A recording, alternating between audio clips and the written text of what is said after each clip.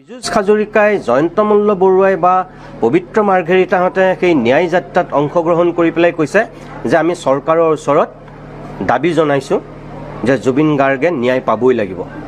ৱা এইটো মই কাণে ঠিকেই শুনিছোঁনে?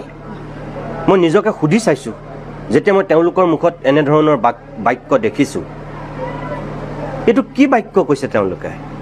চৰকাৰ কোনে চলাইছে? চৰকাৰ কাৰ? আৰু কাৰ ওচৰত তেওঁলোকে ন্যায় বিচাৰি চৰকাৰৰ ওচৰত সেই দাবী উত্থাপন কৰিছে?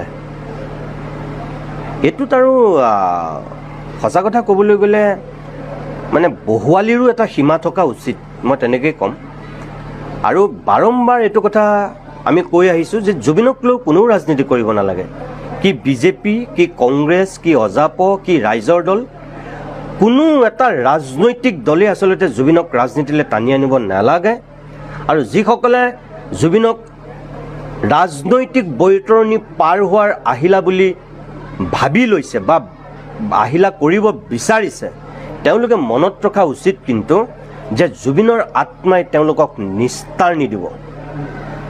যিজন মানুহে ৰাজনীতিৰ পৰা সদায় নিজক নিলগত ৰাখিছিল, পলিটিক্স নকৰিবা বন্ধু বুলি কৈছিল, সেই মানুহজনক লৈ পেলাই যিসকলে জঘন্য ৰাজনীতি কৰিব বিচাৰিছে, সেই মানুহক জুবিনৰ আত্মাই কেতিয়াও ৰেহাই নিদিয়ে। এইটো আপোনালোকে জানি ল'ব। কংগ্ৰেছে যদি জুবিনক লৈ ৰাজনীতি কৰিব বিচাৰে, অজাপই যদি বিচাৰে, ৰাইজৰ দলে যদি বিচাৰে বা বিজেপিয়ে যদি বিচাৰিছে, তেতিয়াহ'লে ইয়াৰ ফল কিন্তু অতি বেয়া হ'ব, ভুগিবই। জুবিন জীৱিত, জুবিনতকৈ এতিয়া কোটি গুণে শক্তিশালী আৰু বেছি প্ৰভাৱশালী। তেওঁলোকে এই কথাটো মনত ৰখা উচিত মই ভাবোঁ।